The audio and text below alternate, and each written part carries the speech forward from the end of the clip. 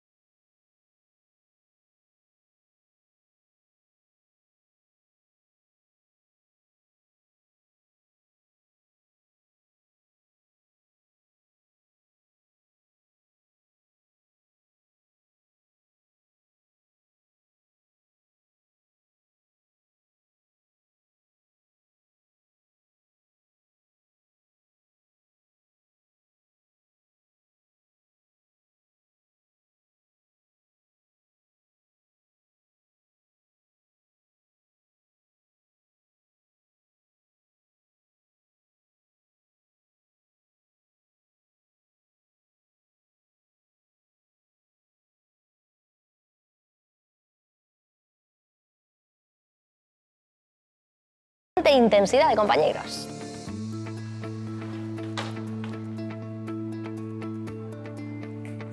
Ben, imos ver a entrevista que lle fixo Antón a Capone e despois analizámoslo todo con o noso abogado Luis Pena.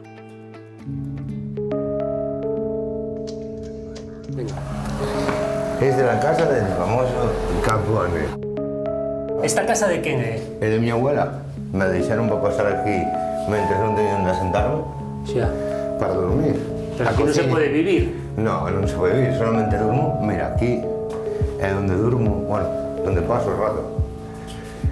Esta cama, ayer fun a por un sovier que me regalaron e o colchón. As mantas os trouxen de casa a miña nai. E bueno, comida, roupa, enseres básicos. Isto que desayunas? Hoxe sí, hoxe toco o almorzo.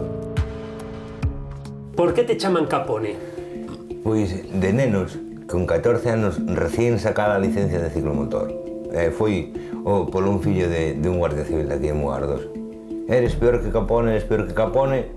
Capone quedou peor co demo e peor que o hombre do saco. Que facías? Chiquilladas pero máis grandes. Por exemplo, que me acorde, jodimos medio millón de pesetas en coches de escalestre. En setembro saíches de León, Demasiadas muras. despois dunha condena de 9 anos, 9 xustos. por entrar a roubar... Robos con fuerza en casa habitada local. Entrar, coger, salir. Ya, simple. A mí non se me resiste unha ventana. Non se me resiste unha porta. E que te levabas? Ouro. Ouro efectivo. Cal foi a casa onde levaches máis ouro e cartos? Canto te levaches? 10.000 euros. Nun momento. En 2 minutos entrar, salir. Ves pa aquí? Pa Pedreira, pa casa dos meus pais e miña abuela. Pa casa de miña abuela. Ninguén che axuda? A familia, pero quedaron xa... Se cansaron, lógico. Se cansaron das miñas aventuras, das miñas tonterías. É normal, é totalmente normal. Que me van decir? Que che vou manter toda a vida? Non. A ti gustaría che ter un traballo e unha vida normal? Por supuesto. Por supuesto. Me gustaría salir de aquí, me gustaría ter un traballo, me gustaría facer unha familia. Teño 40 anos, 28 mal vividos. Teño comida hoxe e mañá. Mañá. A mí me excluíron deste pueblo, Eu vou pedir un chollo, estou seguro ahora, diante tú vai pedir un chollo e me escupen na cara. Por qué? Por a fama. Uns teñen por encima do ombro, outros escapan como se tiveran medo e matar salas, e eu non matei a nadie. Non estou orgulloso de facer o que fixen, Non estou orgulloso. Xa para terminar, que lle dirías a tua nai? Gracias. Gracias e perdón. Non só a miña mãe. a meu pai, a miña abuela, que ten 90 anos, a miña irmá, a meu tío, a miña tía, a toda a familia, non me faltaron nunca. Gracias e perdón. E a mensaxe de Ángel, coñecido como Capone para a súa familia, grazas e perdón. El di que non renuncia a unha vida, digamos, normal, con un traballo, pero parece que é un pouco escéptico con isto, Antón. Claro, porque el confesoume que non sabe facer outra cousa máis que entrar a roubar, enganar a xente. Estou seguro que lle gustaría ter unha vida normal, pero que se levas así dende os 11, 12, 13 anos, pois evidentemente a cabeza non funciona. Estou seguro que lle gustaría ter unha oportunidade, pero claro, quen se vai a fiar del, non? Xa. En febreiro foi detido de novo, se lle imputa un delito de roubo tamén por entrar nunha casa, tamén por estafar a taxistas.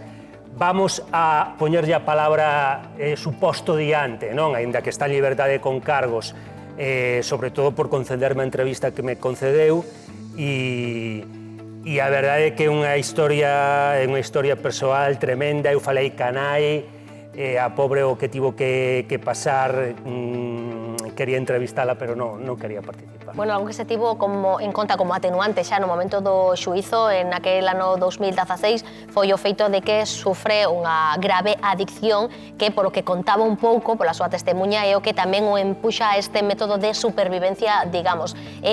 Un atenuante, o de grave adicción, pero un agravante que é o de reincidencia múltiple, non, Luis? Sí, a efectos de un dos delitos máis graves, como temos dito en moitas ocasións, despois dos delitos de lesións ou contra a vida, son os delitos de entrar, de roubar en casa habitada. En estos delitos as penas son de cárcere sempre e cando tes reincidencia se agravan e pode pasar novamente anos. É unha mágoa, creo que é algo que xa non estábamos acostumados e nos últimos meses estamos falando de que estamos tendo un retroceso e iso nos debe facer someternos a unha reflexión, porque estamos tendo un retroceso e algo moi grave. Estamos atendendo de xeito casi diario a moitos politoxicómanos e debemos ter en conta unha cousa. Na miña experiencia profesional non houbo ningún toxicómano que se recuperara volvendo ao sitio onde comenzou a súa andaina. Que teria que cambiar de aires, como se di habitualmente. Luis, a mí fíxome reflexionar a conversa de Antón con Ángel. Parece que hai un fracaso persoal aquí, porque non ten outro xeito de vivir, non coñece outro xeito de vivir, que non sexa delincuencia, pero non hai un fracaso tamén da sociedade e do sistema penitenciario? Do sistema penitenciario, sí, pero si supoñemos que ele estivo 9 anos no cárcere, durante esos 9 anos ti non podes consumir. Si non somos capaces de proporcionarlle os instrumentos e as armas para deshabituarse en 9 anos, no cárcere. Ou para reinsertarlo na sociedade, que en teoría... E o segundo argumento que se busca tras o castigo é a reinserción social. Pois falamos desta persoa reincidente neses asaltos, neses roubos, está novamente na rúa ante a sensación de alerta da veciñanza. Guillermo López é un taxista de Mugardos precisamente que sufriu en primeira persoa un intento de estafa de Capone. Moi boa tarde, Guillermo. Que tal? Boa tarde. Como foi a túa experiencia con el e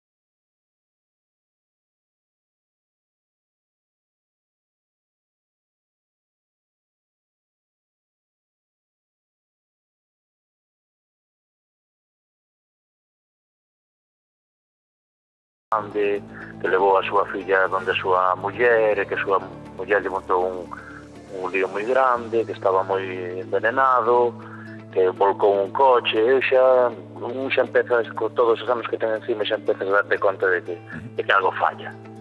E segueu coa película, ele iba para o centro de saúde, tiña 5 euros nada máis, e eu dixen, bueno, se vou cobrar 5 euros, cobro 5 euros e listo, pero polo menos non vou montar ningún lío. En torno aos 2 ou 3 kilómetros de carreira xa me din conta que era el. E con ese, sabendo que era ese, dixen, bueno, listo, deixo donde sea. Pero, Guillermo, como foi a estafa? A estafa? É unha estafa... El non é malo, eu penso que el, para nós non é malo, non fai daño, sabes? El sobre o seu coche simplemente dixen, ai, por favor, estaba moi mal, aparentemente, actuando, tiña un golpe no peito, casi non podía nin falar. En ese momento dixo, teño 5 euros nada máis, lévame por favor ao centro de saúde. Guillermo, que tal? Boa tarde, son Antón. Que tal? Boa tarde, Antón. Cando ti dicías que el non é malo, acórdome de cando falamos ti máis eu, destacabas a capacidade inventiva e creativa que ten Capone, porque inventaba unhas historias, montábamos unhas historias tremendas para convencervos. Espectacular. Ti non fuches vítima da estafa, ou da suposta, vamos a decir, estafa del, pero compañeiros taxistas teus sí, que intentaron pagar, e intentou pagar a eles con tarxetas de crédito roubadas. Sí, supoño que roubadas, claro, sí. Conozo de primeira man a un que lle intentou pagar con a tarxeta roubada unha muller, claro. Este home xa sabía perfectamente quen era, fijouse no nome, e xa lle dixo, mira, con esta tarxeta non xa pode aceptar e tal. E ao final sacou cartos, que é o curioso, e pagoulle, sí? Sin necesidade de montar moito lío, sacou os cartos e pagoulle. Pero si colaba, colaba. Si colaba. E no meu caso colaron 5 euros e listo. Bueno. Pues, Guillermo, moitísimas grazas por falar hoxe con nós e darnos o testemunho, perdón. Nada, gracias a vos. Graciña.